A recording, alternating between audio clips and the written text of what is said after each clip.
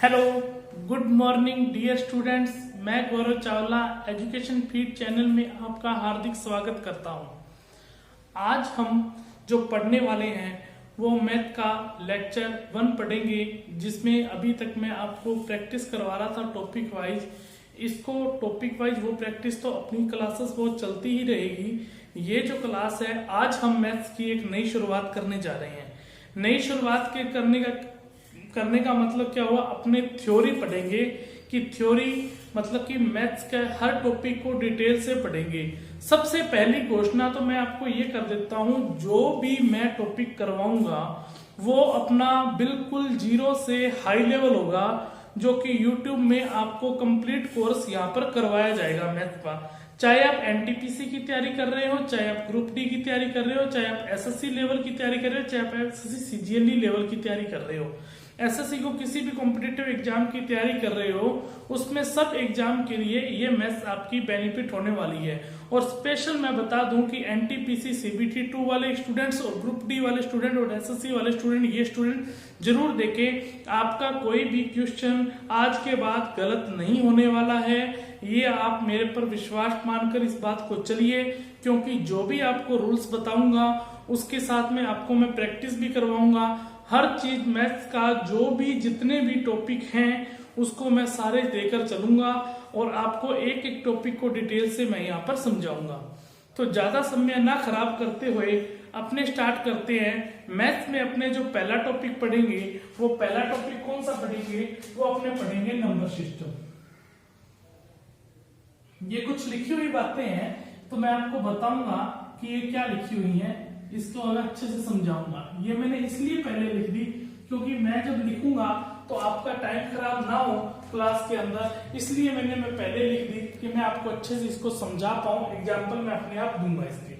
Number system के अंदर जो पार्ट पढ़ेंगे, ये नंबर सिस्टम में अपना जो पहला टॉपिक रहेगा वो टॉपिक रहेगा अपना rule of divisibility. Rule of divisibility को जो हिंदी में कहा जाएगा वो क्या कहा जाएगा, भाजकता का नियम। ये मान के चलना प्यारे बच्चों कि इससे रिलेटेड अपना एक क्वेश्चन आएगा ही आएगा, चाहे वो एनटीपीसी सीबीटी 2 जो एग्जाम होना बाकी है और एक 7 फेज होना बाकी है। 7 फेज होगा, उसके बाद रिजल्ट आएगा, एनटीपीसी सीबीटी 2 होगा और ग्रुप डी एग्जाम होगा, एसएससी होगा। कोई भी एग्जाम्स उठा के देख लें, डिविजिबिलिटी रूल से क्वेश्चन आता ही आता है। मैं सबसे पहले मेरा काम रहेगा एक रूल बताऊंगा, उस रूल के बाद क्वेश्चन पूछा कैसे जाएगा उसके बारे में बताऊंगा। अपने प्रैक्टिस को भी साथ लेकर चलेंगे। सबसे पहला यहाँ पर रूल क्या पढ़ने जा रहे हैं, 1 2 3 4 5 6 7 8 9, मतलब कि जितने डिविजिबिलिटी रूल हैं, जितने भी हैं, चाहे 9 तक हैं चाहे 9 के आगे हैं, जो भी एग्जाम्स के ओरिएंटेड क्वेश्चन है उसके तरीके से अपने रूल पढ़ेंगे। तो सबसे पहले अपने शुरुआत करेंगे 1 से। 1 का रूल क्या कहता है, मैंने जो लिखा है इसको आप ध्यान से समझना और एक स्क्रीनशॉट ले लेना, उसके बाद आप कॉपी में आराम से नोट डाउन कर लेना या साथ साथ नोट डाउन कर लेना।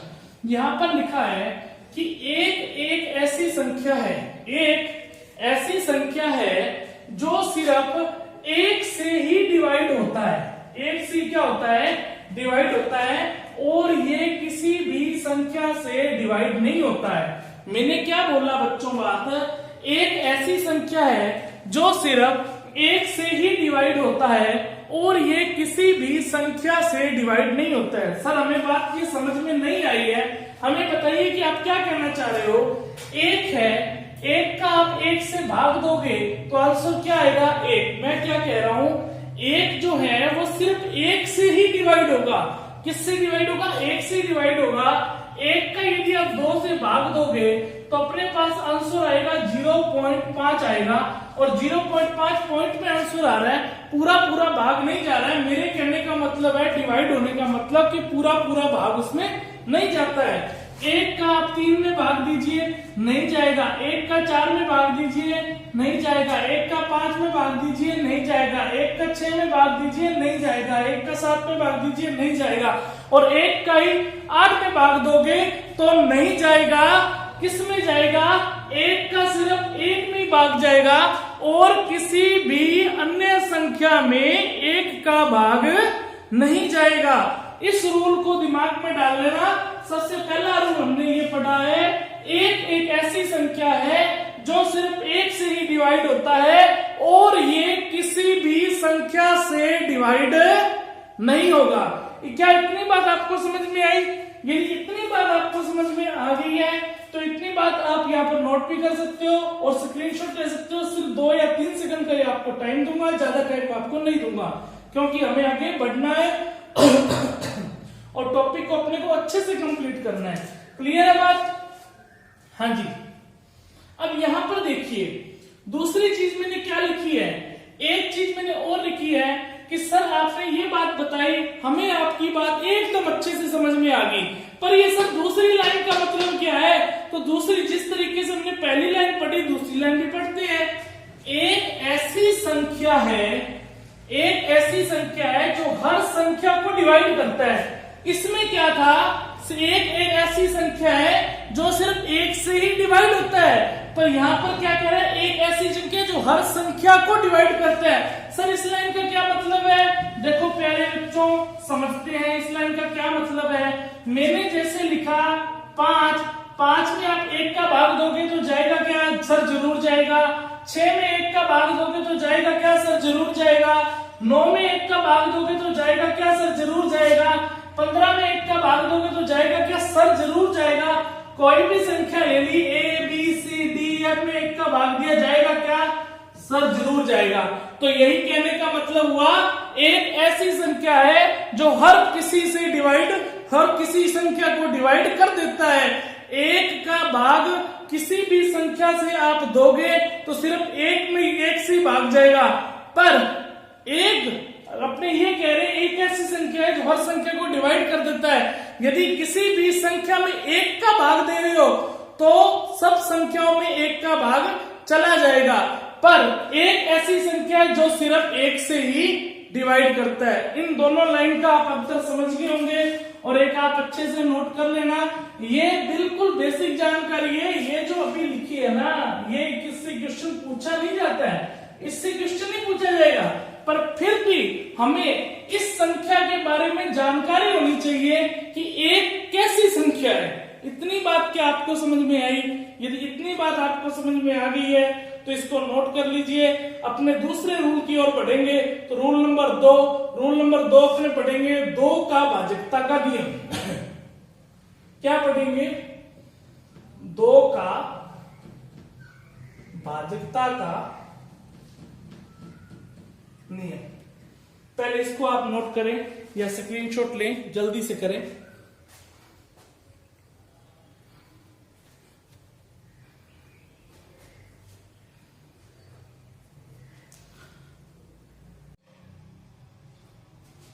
हाँ जी, देखिए ये जो दूसरा रूल है, दूसरा रूल क्या बता रहा हूं कि 2 का भाजकता का नियम। 2 का भाजकता का नियम क्या कहता है, पहले इस रूल को पढ़ लेना कि क्या कह रहा है। यदि लास्ट की, देखो ये रूल याद रखने बहुत जरूरी है, हमारे कैलकुलेशन में भी मदद करता है और क्वेश्चन भी आते हैं इसके। यदि लास्ट की डिजिट में 2 का भाग पूरा चला जाता है, 2 का भाग यदि जाएगा तो उस पूरी संख्या में 2 का भाग चला जाएगा। मान लीजिए मैंने एक आपके सामने एक संख्या लिख दी, बहुत बड़ी संख्या लिख दी। बहुत बड़ी संख्या लिखने के बाद ऐसा लिखा मैंने, यहाँ पर मान लीजिए मैंने इस तरीके से लिख दिया 31 और 32। मैं पूछूं कि इसमें क्या 2 का भाग जाएगा क्या? तो इस पूरी संख्या को भाग देने की जरूरत नहीं है मेरे प्यारे बच्चों। सिर्फ आपको क्या चेक करना है, सिर्फ लास्ट डिजिट चेक करना है। यदि लास्ट डिजिट में 2 का भाग पूरा जाएगा तो उस पूरी संख्या में 2 का भाग जाएगा ही जाएगा। तो लास्ट डिजिट हमारे पास क्या है? 2 है। इसमें आपने 2 का भाग दिया तो हमारा आंसर निकलकर कितना आया? 1, मतलब कि पूरा भाग चला गया। तो इस पूरी संख्या में 2 का भाग जाएगा। एक एग्जाम्पल मैंने और लिया, जैसे मैंने यहाँ पर एग्जाम्पल इस तरीके से लिया, एक बहुत ही बड़ी संख्या ले ली जिसमें मैंने ये लिख दिया और मैंने कहा क्या इसमें 2 का भाग जाएगा क्या?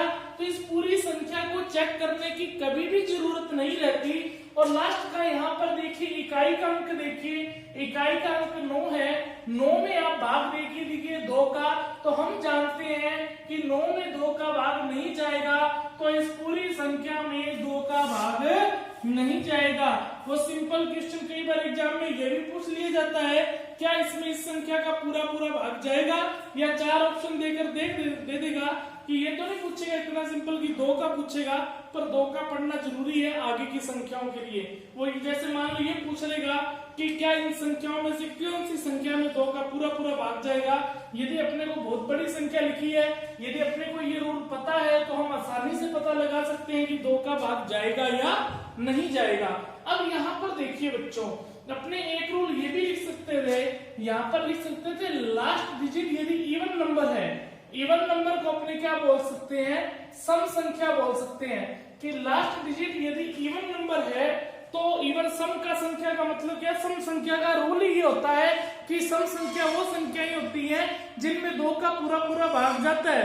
तो रूल ये भी यहीं से बना है, आप पता लगा सकते हो, जैसे 2, 4, 6, 8, 10, 12 ये सब सम संख्याएं तो है। यदि सब सम संख्याएं हो तो उसमें 2 का भाग जाएगा, मतलब कि पूरा पूरा, नहीं तो अदरवाइज नहीं जाएगा। मेरी बात आप अच्छे से समझ पाए होंगे। अब यहाँ पर देखो, अपने जो अभी रूल पढ़ेंगे वो 2 की पावर में पढ़ेंगे। ये 2 की पावर का मतलब 2 की पावर 1 है तो यहाँ पर 2 हो गया, 2 की पावर 2 है तो यहाँ पर 4 हो गया, 2 की पावर 3 है 8। ये इसका भी मतलब बताऊंगा, इसको भी लिखा रहने दो।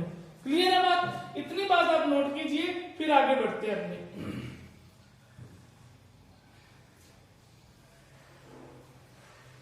इसके बाद अपने पढ़ने जा रहे हैं अपने आज का 3 नंबर रूल पढ़ेंगे बच्चों। 3 नंबर रूल क्या पढ़ेंगे, 4 का भाजकता का नियम, कि 4 का भाजकता का नियम क्या कहता है वो पढ़ेंगे। देखो ये रूल्स आपको याद करने ही पड़ेंगे।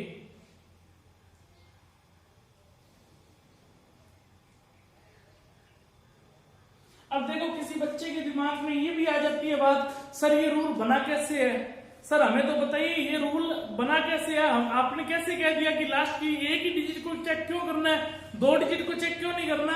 यदि मैं इसकी थोड़ी सी बात करूं तो टाइम तो लगेगा आपको समझाने में 2 मिनट, पर आपका क्या है कि डाउट उससे क्लियर हो जाएगा। उसका डाउट क्या क्लियर हो जाएगा, मान लीजिए मैंने एक संख्या लिखी, ये संख्या लिख ली मैंने 343 या 344 लिखी, मैंने 344 एक संख्या लिख दी। इस संख्या को मैंने यहाँ पर नाम दिया A, और इसको मैंने यहाँ पर नाम दिया B, और इसको मैंने यहाँ पर नाम दिया C। या 4 को माना है A, और 4 को माना है B, और 4 को माना है 3 को माना है C। यदि मैं इस संख्या को तोड़ूंगा, यदि मैं इस संख्या को तोड़ूंगा तो कैसे लिखूंगा, ऐसे लिखूंगा ना, 300 प्लस 40 प्लस 4, ऐसे लिखूंगा कि नहीं लिखूंगा, लिखूंगा ना। 300 प्लस 40 प्लस 4 तभी तो 344 बनेगी ना। आपने इस 4 को क्या माना है, A माना है, मैंने लिख दिया।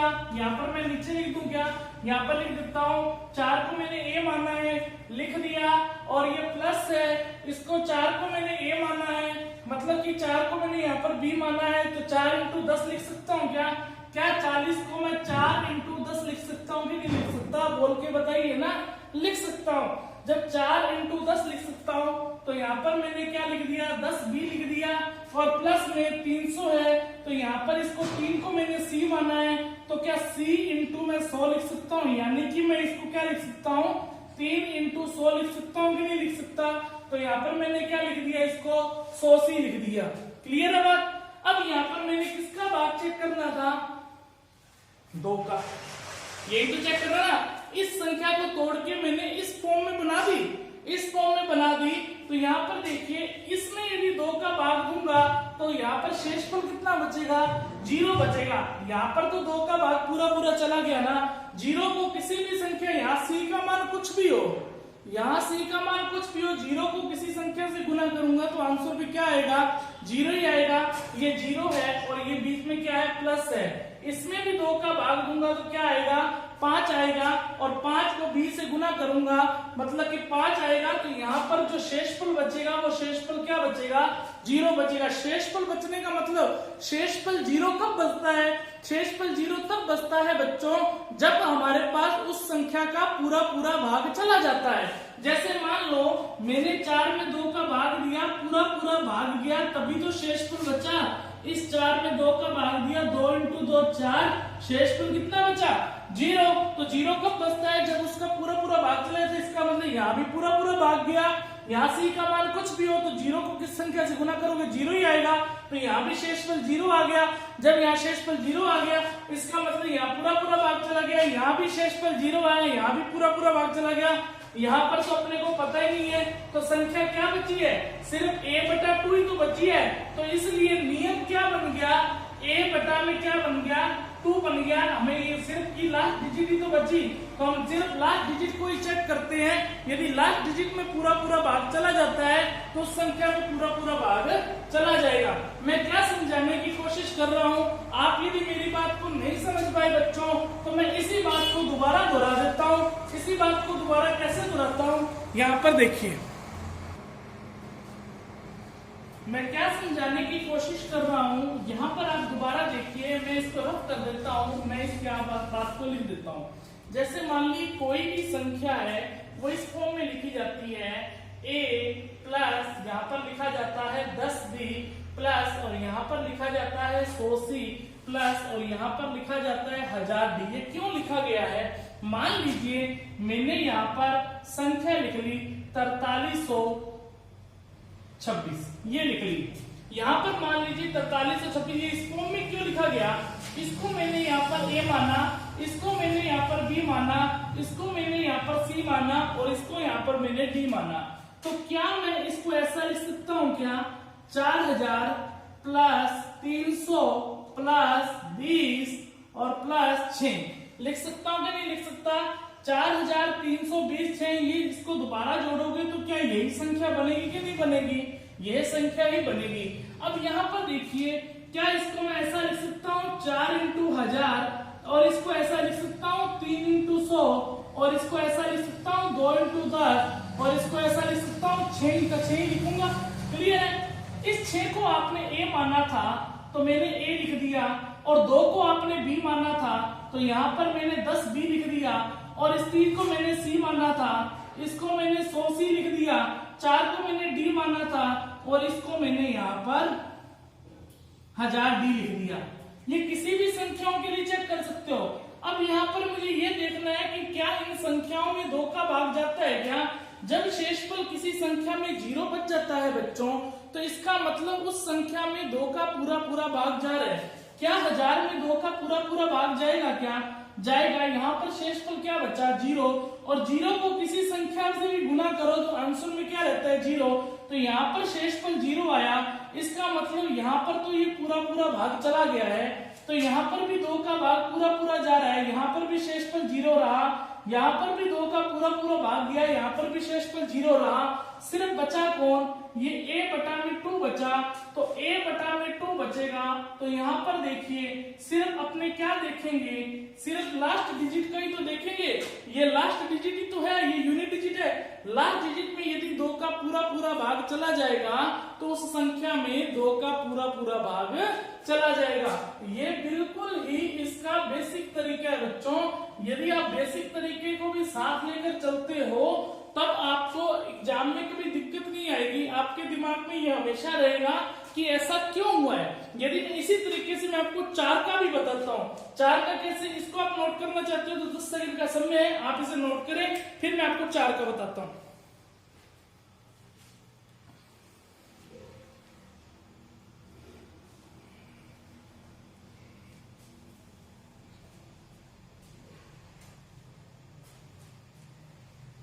नोट कर लिया होगा, यदि नोट नहीं किया है तो स्क्रीनशॉट ले लीजिए आप आराम से, ठीक है। हाँ जी, देखो अब ये चीज बताने की जरूरत नहीं पड़ेगी कि a को मैंने a क्यों लिखा और प्लस 10b क्यों लिखा, ये बात मैं आपको अच्छे से समझा पाया। अब मुझे मान लीजिए, देखो मैं पहले रूल बताता हूँ, जो रूल है ना वो बताता हूँ, फिर आपको मैं बताऊंगा ये आया कैसे, फिर आपके दिमाग में बहुत अच्छे से बैठ जाएगी कि लास्ट में इसको इतनी ही डिजिट से क्यों चेक किया जाता है।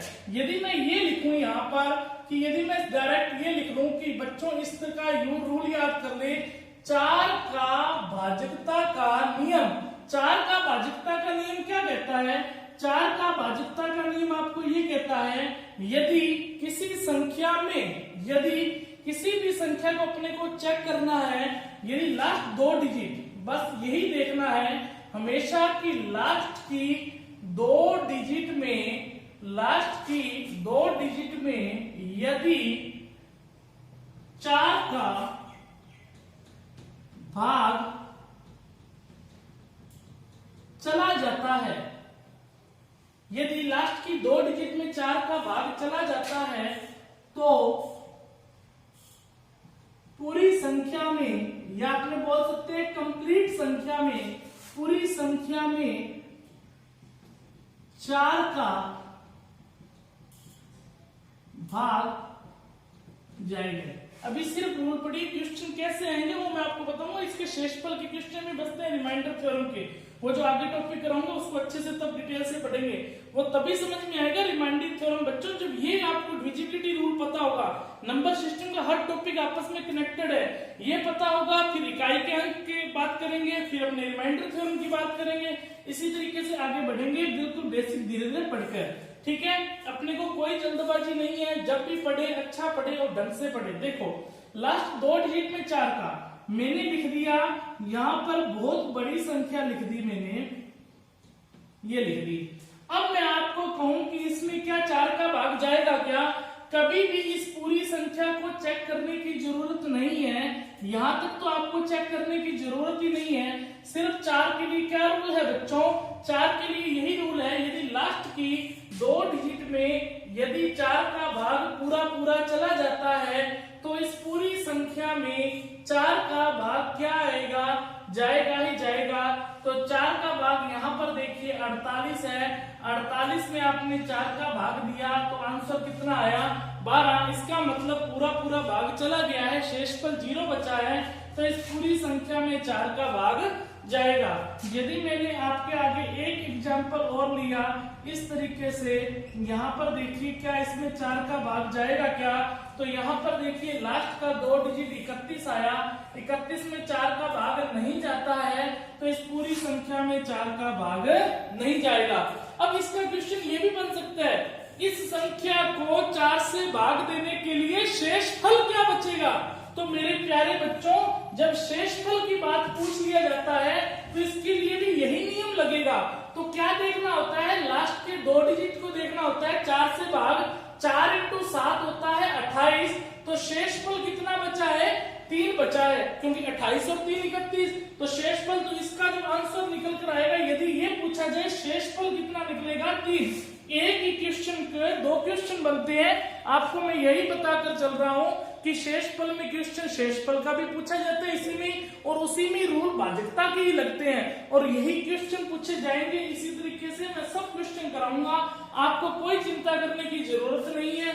बस आप मेरे साथ जो रूल पढ़ा रहा हूं उस रूल्स को पढ़ते रहिए। आपको थोड़ी सी हो सकता है बोरिंग महसूस होती हो इन रूल्स को पढ़ने के लिए, ठीक है, आपको ऐसा नहीं सोचना है, पर ये एग्जाम्स में आते ही आते हैं, ये आपको सोचना है। क्लियर है बात? अब देखिए ये रूल तो मैंने आपको बता दिया, अब ये रूल सर आया कैसे? ये देखिए आपका क्वेश्चन ये होना चाहिए, सर लास्ट में 2 ही डिजिट को क्यों देखते हो, 3 डिजिट को क्यों नहीं देखते, 4 को क्यों नहीं देखते, 1 को क्यों नहीं देखते, 5 को क्यों नहीं देखते? मैं आपको सिंपल सा आंसर ये दे सकता हूं कि आपको सिंपल से कह सकता हूं कि हम बहुत लंबे टाइम से यही चलता आ रहा है, आज बदल तो ना जाएगा, पर नहीं, इस बात को समझे। यहाँ पर संख्या a मानी और यहाँ पर संख्या 10 थी, ये कैसे आया ये मैं आपको बता चुका हूं। अब मुझे ये बताने की आपको जरूरत नहीं है कि ये यहाँ पर किस तरीके से आया है, 1000 दी और इसमें भाग किसका देना है? 4। एक बात बताइए, क्या 1000 में 4 का पूरा पूरा भाग चला जाएगा क्या? हाँ जी सर चला जाएगा 1000 में पूरा पूरा भाग। यहाँ पर शेषफल 0 बचा है, 0 को किसी भी संख्या से गुना करोगे शेषफल 0 ही रहेगा, तो इसका मतलब यहाँ पर ये पूरी संख्या में भाग चला जाएगा, तो इसको मैंने काट दिया। इस 100 में 4 का भाग जाएगा क्या? हाँ जी सर 25 आता है 100 में 4 का भाग देने से, और 100 का ये पूरा पूरा भाग चला जाएगा, यहाँ भी रिमाइंडर 0 बचेगा, यहाँ भी कट जाएगा। क्या इस 10 में भाग चला जाएगा क्या? नहीं जाएगा। क्या इस a में भाग चला जाएगा क्या? नहीं जाएगा। क्या 10 में भाग जाता है क्या 4 का? नहीं जाता। इसको आपने माना क्या है? ये जो संख्या मानी है आपने, ये संख्या ही तो आपने b मानी है। यहाँ पर ये रियल में तो क्या संख्या थी? ये a थी, ये b थी, ये c थी और ये d थी। यहाँ पर देखिए ये a था, ये b था, ये c था और ये d था। इसको तो इस फॉर्म में लिख सकते हैं। कैसे लिख सकते हैं? लास्ट क्वेश्चन में मैं आपको बता चुका हूं। क्लियर है बात। अब यहाँ पर देखो इस 10b को b लिख सकते हैं ना, तो इसका मतलब लास्ट की 2 ही डिजिट चेक करते हैं। यदि इस लास्ट की 2 डिजिट में 4 का पूरा पूरा भाग चला जाता है तो उस पूरी संख्या में 4 का भाग जाएगा, अन्यथा 2 का भाग 4 का भाग उस पूरी संख्या में भाग नहीं जाएगा। क्या आप मेरी बात को अच्छे से समझ पाए? यदि अच्छे से समझ पाए तो नोट कर लीजिए इस बात को। अब आप खुद निकाल सकते हो ये बातें। जब मैंने आपको बेसिक बता दिया ना, आप ये खुद भी निकाल सकते हो ये बातें। अब आप 8 का देख सकते हो, खुद भी देखो 8 का इसमें नहीं जाएगा, इसमें नहीं जाएगा, इसमें भी नहीं जाएगा और इसमें जाएगा। यदि मैं यहाँ पर 4 की जगह 8 लिख देता हूं तो 8 के लिए रूल क्या बनेगा? 1000 में 8 का भाग जाएगा, 125 बनेगा। इसमें 8 का भाग 100 में 8 का भाग जाता है क्या? नहीं जाता। 10 में 8 का भाग जाता है क्या? नहीं जाता। ए में 10 का भाग जाता है क्या? 8 का भाग जाता है क्या? नहीं जाता। इसको मैं लिख सकता हूँ सी, इसको मैं लिख सकता हूँ बी, इसको मैं लिख सकता हूँ सी ए। तो इसका मतलब रूल क्या बना? रूल बन गया सी बी ए आर। मतलब कि लास्ट की कितनी संख्याओं को चेक किया जाता है? 3 डिजिट को चेक किया जाता है। तो यहां पर मैं सीधा ही लिख देता हूं लास्ट की 3 डिजिट में यदि लास्ट की 3 डिजिट में यदि 8 का भाग चला जाता है तो उस पूरी संख्या में 8 का भाग चला जाएगा। क्लियर है बात। अब ये रूल कैसे बना ये भी मैंने आपको बताया। ये रूल अप्लाई कैसे करना है ये भी मैंने आपको बताया। अभी तो ये सिर्फ इतना ही है, पर एक बात ध्यान रखना, अपने 3 डिजिट चेक नहीं करेंगे। कैसे करेंगे वो एक इसका शॉर्टकट रूल आपको और बताऊंगा। बहुत से टीचर्स आपको इतना ही बताएंगे कि लास्ट की 3 डिजिट चेक कर लीजिए, यदि 8 का भाग जाता है तो पूरी संख्या में भाग जाता है। एक इसका और रूल होता है, वो भी कैसे बना वो भी बताऊंगा, पर इसको पहले आप नोट कीजिए। क्लियर।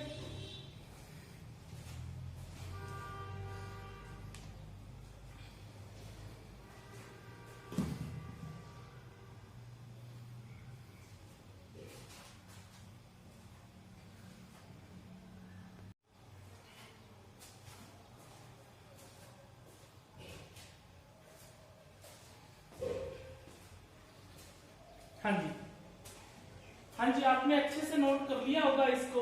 तो यहाँ पर देखते हैं इसके 8 का एग्जाम्पल भी देखते हैं। ये तो मैंने आपको बता दिया कि 8 को किस तरीके से अपने को देखना है। इसके एग्जाम्पल की बात करें और एक आपने को अभी मैंने बताया कि दूसरा तरीका भी देखते हैं, दूसरे तरीकों को किस तरीके से अपने समझ सकते हैं। जैसे मैं अभी एग्जाम्पल की बात कर लूं, मान लो मैंने संख्याएं लिख दी इस तरीके से। मैं आपको पूछूं क्या इस संख्या में 8 का पूरा पूरा भाग चला जाएगा क्या? तो यहाँ पर देखिए रूल क्या बताया है, सिर्फ लास्ट की आप 3 डिजिट को चेक कीजिए। यदि लास्ट की 3 डिजिट में 8 का पूरा पूरा भाग चला जाएगा तो इस पूरी संख्या में 8 का भाग चला जाएगा। तो कैसे चेक करेंगे?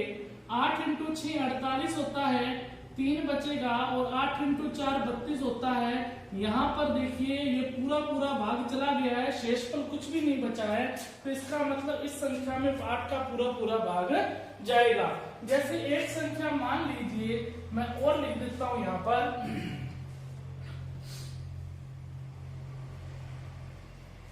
मैंने ये लिखा संख्या कि 280 और यहाँ पर मतलब कि 64 81 280 और भाग दिया 8 का। तो आप क्या करेंगे, लास्ट की 3 डिजिट में 8 का भाग देके देखेंगे क्या इसमें पूरा पूरा जा रहा है क्या। 8 × 3 कितना होता है बच्चों? 24 होता है, 4 बचा, और 8 × 5 कितना होता है? 40 होता है। तो यहाँ पर देखिए इसमें 8 का पूरा पूरा भाग चला जाएगा। अब जो रूल बताने जा रहा हूं वो ध्यान रखें कि लास्ट में जरूरी नहीं है 8 के लिए अपने 3 डिजिट ही देखें, लास्ट में 8 के लिए अपने 2 डिजिट भी देख सकते हैं। 2 डिजिट को सर कैसे देख सकते हैं? यहाँ पर देखिए, पर इसमें यहाँ पर एक रूल और ध्यान में रखना है। यहाँ पर देखिए लास्ट की यदि 2 डिजिट में यदि 8 का भाग जाएगा, यदि लास्ट में 2 डिजिट में पूरा पूरा 8 का भाग जाएगा और इसकी जो तीसरी डिजिट है, वो जो तीसरी डिजिट है वो एक इवन नंबर होना चाहिए। इवन नंबर का मतलब क्या हो गया? वो एक क्या होना चाहिए? सम संख्या होनी चाहिए। यदि सम संख्या है यदि सम संख्या है तो सिर्फ अपने क्या करेंगे, लास्ट की 2 डिजिट को ही चेक करेंगे। यदि इस लास्ट की 2 डिजिट में 8 का पूरा पूरा भाग जा रहा है तो इसका मतलब इस संख्या में 8 का पूरा पूरा भाग जाएगा। अब सर आपके दिमाग में आएगा, सर यदि विषम संख्या आ जाए तो, जैसे कि ये, यदि विषम संख्या आ जाए तो जैसे कि ये, यहां पर देखिए लास्ट की 2 डिजिट को ही चेक करना है, चेक 2 डिजिट को ही करना है, पर किस तरीके से करना है। यदि तो सम संख्या है तीसरी संख्या तो डायरेक्ट आपने 80 में ही 8 का भाग दे देना है। यदि विषम संख्या है तो डायरेक्ट आपने 12 में भाग नहीं देना है, बस 12 से पहले यहाँ पर आपने हमेशा क्या जोड़ देना है, 4 जोड़ देना है। यदि ये ओड नंबर है, तीसरी संख्या क्या है, यदि ये ओड नंबर है यानी कि एक विषम संख्या है। विषम संख्याएं कौन सी होती है बच्चों, आपको पता ही होगा, जिसमें 2 का पूरा पूरा भाग नहीं जाता है, वे सभी संख्याएं विषम संख्याएं कहलाती हैं। तो यहाँ पर देखिए इसमें यहाँ पर 4 जोड़ देंगे तो 12 और 4 16 बन गया।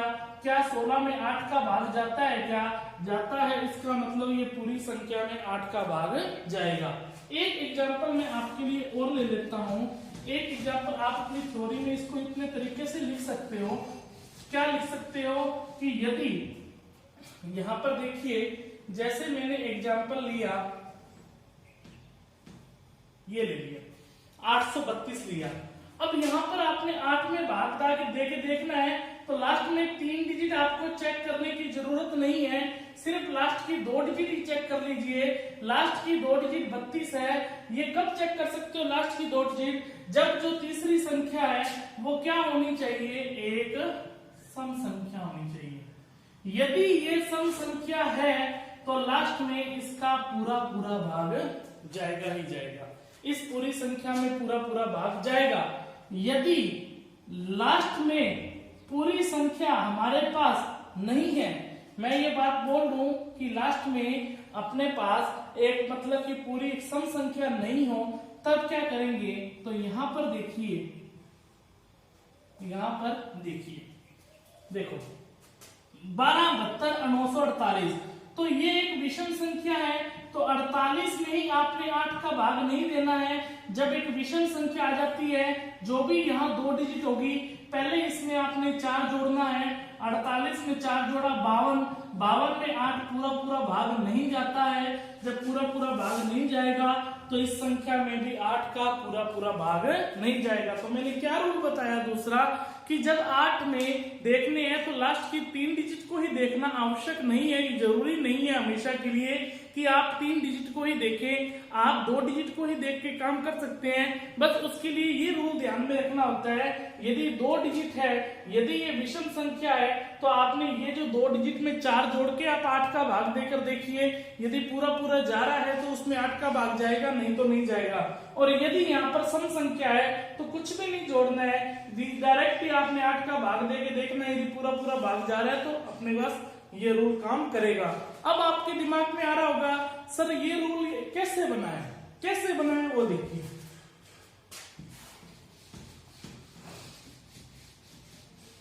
मैं आपको ज्यादा बेसिक्स लेकर नहीं चलूंगा, पर आज हमारी फर्स्ट क्लास है, तो फर्स्ट क्लास है तो आपको भी इतना बात पता होना चाहिए कि सर थोड़ा सा मैं बेसिक बताकर चल रहा हूँ, कि आपको जहां भी बेसिक बताने की जरूरत मुझे पड़ेगी तो वहां मैं बेसिक बताने की पूरी कोशिश करूंगा और समझाने की पूरी कोशिश करूंगा। ये आपको चिंता करने की जरूरत नहीं है, मैं आपका ज्यादा टाइम नहीं, आपको जो ध्यान रखने वाली बातें हैं मैं शॉर्टकट भी लेके चल रहा हूँ। बेसिक इसलिए बता रहा हूँ क्योंकि आपके दिमाग में डायरेक्ट आप रट्टाफिकेशन ना करें, आप चीजों को समझकर आगे बढ़े जिसमें आपको प्रॉब्लम नहीं होगी। मैं यहां पर ही लिख देता हूं a plus 10b plus 100c plus 1000। Clear है। अब यहां पर देखिए अपनों ने भाग देना था 8 का, तो यहां पर मैंने कहा कि इस 2 डिजिट को ही आप चेक कर सकते हो जब तीसरी डिजिट सम संख्या हो, मतलब कि c है, c का मान यदि 2 हो, 4 हो, 6 हो या 8 हो, ये सब सम संख्याएं हैं।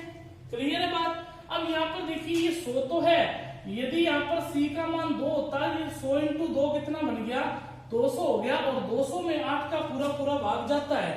और यदि c का मान यहाँ पर 4 हो गया तो 100 इंटू 4 कितना हो गया, 400 हो गया, इसमें 8 का पूरा पूरा भाग चला गया। अब यहाँ पर देखिए यदि ये 6 होता तो 100 इंटू 6 बन जाता 600, और 600 में 8 का पूरा पूरा भाग चला गया। और यदि यहाँ पर 8 होता, 8 इंटू 100 करते तो कितना बन जाता 800, और 800 में 8 का पूरा पूरा भाग चला गया। इसका मतलब यदि यहाँ पर सम संख्या रखता हूँ 2 4 6 8, तो ये कंप्लीटली डिविजिबल हो जाता है। ये तो हो ही रहा था, तो यहाँ पर सम संख्या रखने से ये भी पूरा पूरा भाग चला गया। तो बच क्या गया, दो ही संख्या तो बची, बी ए बटा क्या बचा 8। तो इसलिए अपने सम संख्या के लिए लास्ट में दो ही डिजिट को चेक कर लेते हैं। दो ही डिजिट यदि हो रही हो तो 8 का पूरा पूरा भाग जाता है। पर यदि यहाँ पर मैं 1 रखता हूं, पर यदि यहाँ पर मैं क्या रखता हूं, 1 रखता हूं, यहाँ पर देखिए 100 है और यहाँ पर विषम संख्या रखता हूं, 1 नहीं रखता मतलब विषम संख्या रखता हूं, इसको रब कर रहा हूं मैं। विषम संख्या का मतलब 1 3 5 7 9। यदि मैं ऐसा रखता हूं तो 100 इंटू 1 बच्चों क्या होता है, 100 इंटू 1 100 होता है। 100 में जब अपने 8 का भाग देते हैं तो हमारे पास शेषफल 4 बचता है। अब जब अपने 100 इंटू 3 करते हैं तो 300 होता है, और 300 में भी 8 का भाग देते हैं तो 4 बचता है। कहने का मतलब विषम संख्या में जब अपने 8 का भाग देते हैं तो अपने पास क्या बचता है 4। अपने पास जब शेषफल 4 बचना ही नहीं चाहिए, ये ना बचे। अब यहाँ पर देखो, मैं कहूं कि किसी संख्या में 12 है, 12 में 8 का भाग देने पर शेषफल 4 बचे, तो मैं कहूं ये शेषफल नहीं बचना चाहिए। तो आप क्या कहोगे, सर इसमें 4 जोड़ दीजिए। 4 जोड़ दोगे तो शेषफल नहीं बचेगा।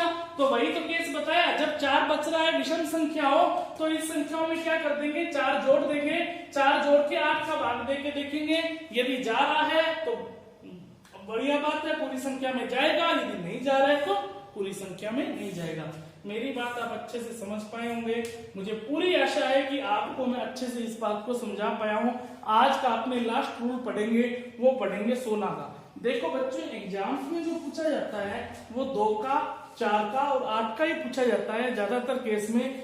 16 का कभी कभार पूछ लिया गया है, तो 16 का भी आपने ध्यान में रखना है। तो 16 के लिए आप क्या ध्यान में रखोगे, लास्ट में 4 डिजिट। लास्ट में कितनी डिजिट, 4 डिजिट। लास्ट की 4। अब तो खुद ही आप देख सकते हो कि यहाँ पर देखिए, इसमें 16 का भाग नहीं जाएगा, इसमें नहीं जाएगा, इसमें भी नहीं जाएगा, और 16 का भाग 1000 में भी नहीं जाता है। 10,000 में 16 का भाग जाता है। तो इसका मतलब यहाँ पर देखिए A B C D में 4 का भाग पूरा पूरा जाएगा, तो पूरी 16 का भाग जाएगा, तो उस संख्या में पूरा पूरा 16 का भाग जाएगा, नहीं तो नहीं जाएगा अन्यथा। यहाँ पर देखिए, मैं आपको रूल लिख देता हूँ, आपको घबराने की जरूरत नहीं है कुछ भी कि सर तो आप डायरेक्ट ही बताने लग गए, लिख ही नहीं रहे हैं। मैं सब कुछ आपके लिए लिखूंगा, आपको कोई चिंता करने की जरूरत नहीं है। हमें टाइम जरूर लगेगा पढ़ने में, पर ये नहीं है कि हम समझने में थोड़े पीछे रह जाएंगे। समझने में हम पीछे नहीं रहेंगे। हाँ जी, 16 का भाजकता का नियम क्या कहता है, यदि लास्ट 4 डिजिट में यदि 16 का भाग पूरा पूरा, या बोल सकते हैं कंप्लीट चला जाता है, या डिवाइड हो जाता है, कंप्लीट डिवाइड हो जाता है। मैं आपको अपनी बेसिक से वो मेन भाषा है जो बच्चों वाली वही लिख रहा हूं, तो वो इतना घबराने की जरूरत नहीं है। ये पूरा पूरा चला जाता है या डिवाइड हो जाता है, ये लिख सकते हो। जिस किसी को प्रॉब्लम हो, सर ऐसी कैसी लैंग्वेज लिख रहे हो, ये लो, डिवाइड हो जाता है। तो पूरी संख्या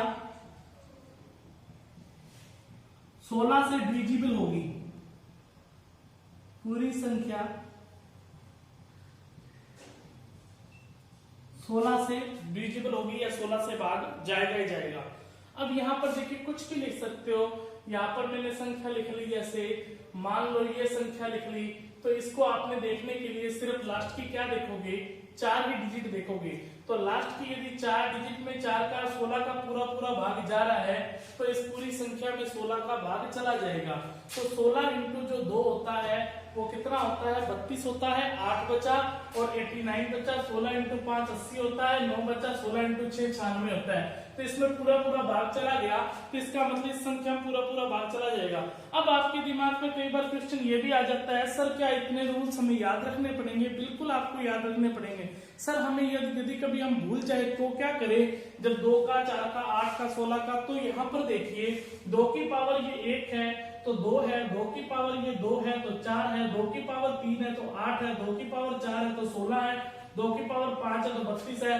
16 का भाग देखने के लिए लास्ट में 4 डिजिट, 8 का भाग देखने के लिए लास्ट में 3 डिजिट, 4 का भाग देखने के लिए लास्ट में 2 डिजिट, 2 का भाग देखने के लिए लास्ट में 1 डिजिट। ये पावर से कनेक्टेड है अपने आप में। इतनी बात क्या समझ में आई? आपको मैंने बिल्कुल शॉर्टकट तरीका भी बता दिया। यदि अभी भी किसी बच्चे को समझ में नहीं आती है ये बात, मुझे नहीं लगता है कि किसी बच्चे को ये बात अच्छे से समझ में नहीं आई होगी। मैंने यदि पूरी समझाने की कोशिश की है तो आपको अच्छे से बात समझ में आई भी होगी। क्लियर है बात? आप समझ पाए? इसको यहां पर नोट कर लीजिए।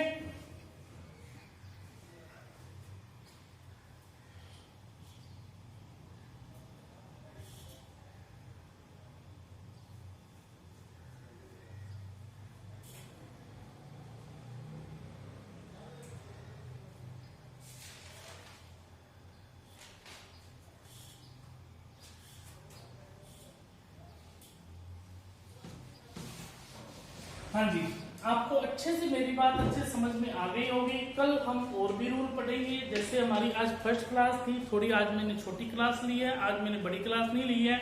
आज हमारा एक इंट्रोडक्शन ऐसे मान लीजिए क्लास की, आपको ये पता लग जाएगा कि मेरे जो पढ़ाने का तरीका है वो कैसा है।